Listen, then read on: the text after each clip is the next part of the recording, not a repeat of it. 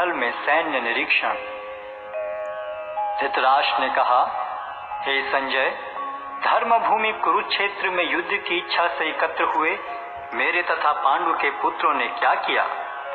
संजय ने कहा, हे राजन, पांडु पुत्रों द्वारा सेना की व्यूह रचना देखकर राजा दुर्योधन अपने गुरु के पास गया और उसने ये शब्द कहे, हे आचार्य, पांडु पुत्रों की विशाल सेना को देखें, जिसे आपके बुद्धिमान शिष्य द्रुपद के पुत्र ने इतने कौशल से व्यवस्थित किया है।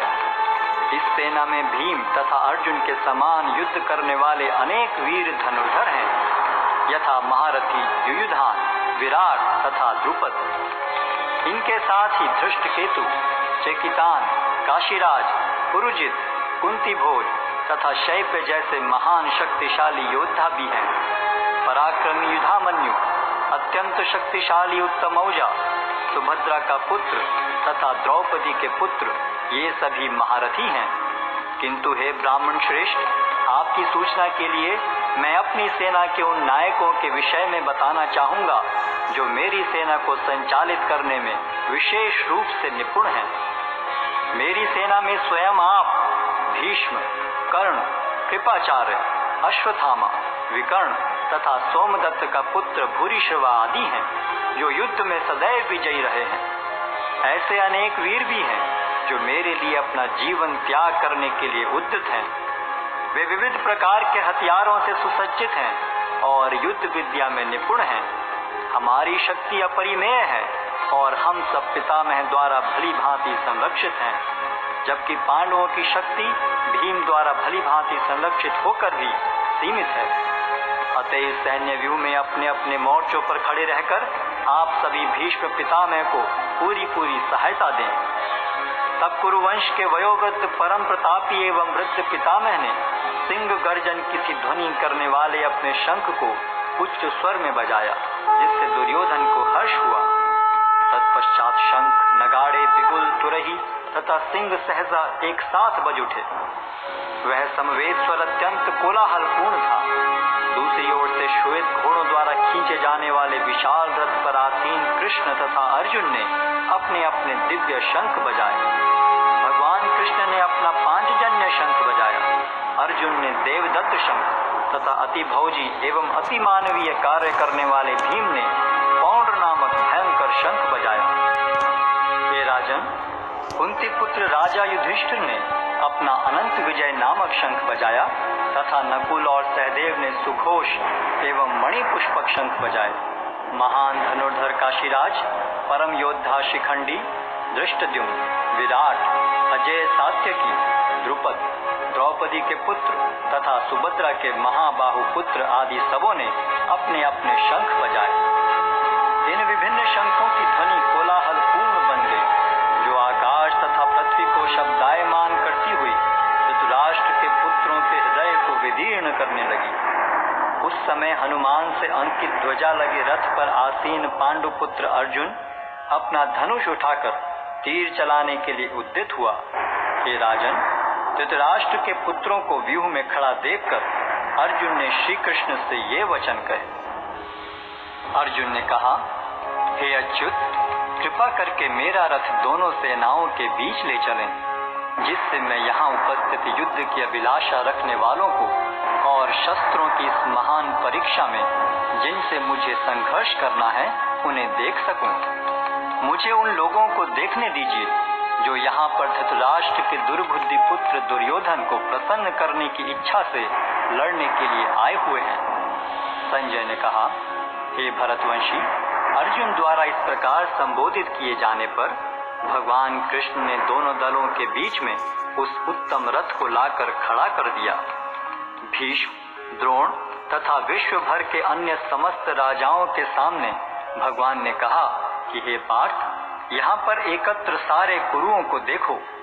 अर्जुन ने वहां पर दोनों पक्षों की सेनाओं के मध्य में अपने चाचा ताऊओं, पितामहों, गुरुओं, मामाओं, भाइयों, पुत्रों, पौत्रों, मित्रों, ससुरों और शुभ चिंतकों को भी देखा।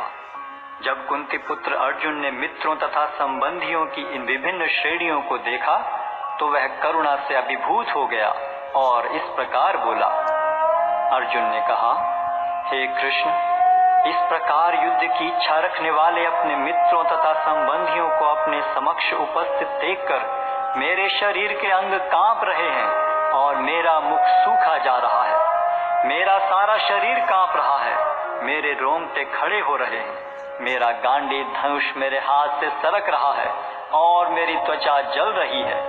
मैं यहाँ और अधिक खड़ा रहने में असमर्थ हूँ।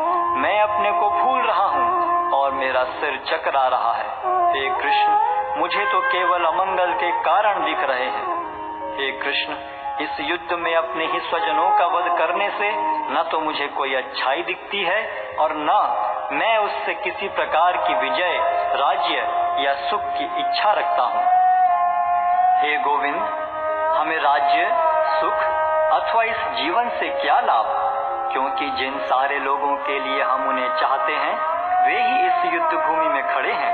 हे मधुसूदन, जब गुरुजन, पितृगण, पुत्रगण, पितामह, मामा, ससुर, पौत्रगण, साले तथा अन्य सारे संबंधी अपना अपना धन एवं प्राण देने के लिए तत्पर हैं और मेरे समक्ष खड़े हैं, तो फिर मैं इन सब को क्यों मारना चाहूंगा, भले ही वे मुझे क्यों न मार डालें। हे जीवों के पालक, मैं इन सबों से लड़ने को तैयार नहीं, भले ही बदले में मुझे तीनों लोग क्यों न मिलते हों। इस पृथ्वी की तो बात ही छोड़ दें। भला धृतराष्ट्र के पुत्रों को मारकर हमें कौन सी प्रसन्नता मिलेगी। यदि हम ऐसे आतताइयों का वध करते हैं तो हम पर पाप चढ़ेगा। अतः यह उचित नहीं होगा कि हम धृतराष्ट्र के पुत्रों तथा उनके मित्रों का वध करें। हे लक्ष्मीपति कृष्ण, इससे हमें क्या लाभ होगा और अपने ही कुटुंबियों को मारकर हम किस प्रकार सुखी हो सकते हैं। हे जनार्दन, यद्यपि लोक से अभिभूत चित्त वाले ये लोग अपने परिवार को मारने या अपने मित्रों से द्रोह करने में कोई दोष नहीं देखते, किंतु हम लोग जो परिवार के विनष्ट करने में अपराध देख सकते हैं, ऐसे पाप कर्मों में क्यों प्रवृत्त हों। कुल का नाश होने पर सनातन कुल परंपरा नष्ट हो जाती है और इस तरह शेष कुल भी अधर्म में प्रवृत्त हो जाता है। हे कृष्ण, जब कुल में अधर्म प्रमुख हो जाता है तो कुल की स्त्रियां दूषित हो जाती हैं और स्त्रीत्व के पतन से हे वृष्णिवंशी अवांछित संतानें उत्पन्न होती हैं। अवांछित संतानों की वृद्धि से निश्चय ही परिवार के लिए तथा पारिवारिक परंपरा को विनष्ट करने वालों के लिए नारकीय जीवन उत्पन्न होता है। ऐसे पतित कुलों के पुरखे गिर जाते हैं क्योंकि उन्हें जल तथा पिंडदान देने की क्रियाएं समाप्त हो जाती हैं। जो लोग कुल परंपरा को विनष्ट करते हैं और इस तरह अवांछित संतानों को जन्म देते हैं, उनके दुष्कर्मों से समस्त प्रकार की सामुदायिक योजनाएं तथा पारिवारिक कल्याण कार्य विनष्ट हो जाते हैं। हे प्रजापालक कृष्ण, मैंने गुरु परंपरा से सुना है कि जो लोग कुल धर्म का विनाश करते हैं वे सदैव नरक में वास करते हैं। ओह, कितने आश्चर्य की बात है कि हम सब जघन्य पाप कर्म करने के लिए उद्यत हो रहे हैं। राज्य सुख भोगने की इच्छा से प्रेरित होकर हम अपने ही संबंधियों को मारने पर तुले हैं। यदि शस्त्रधारी धृतराष्ट्र के पुत्र मुझ निहत्थे तथा रणभूमि में प्रतिरोध न करने वाले को मारें तो यह मेरे लिए श्रेयस्कर होगा। संजय ने कहा, युद्ध भूमि में इस प्रकार कहकर अर्जुन ने अपना धनुष तथा बाण एक ओर रख दिया और शोक संतप्त चित्त से रथ के आसन पर बैठ गया।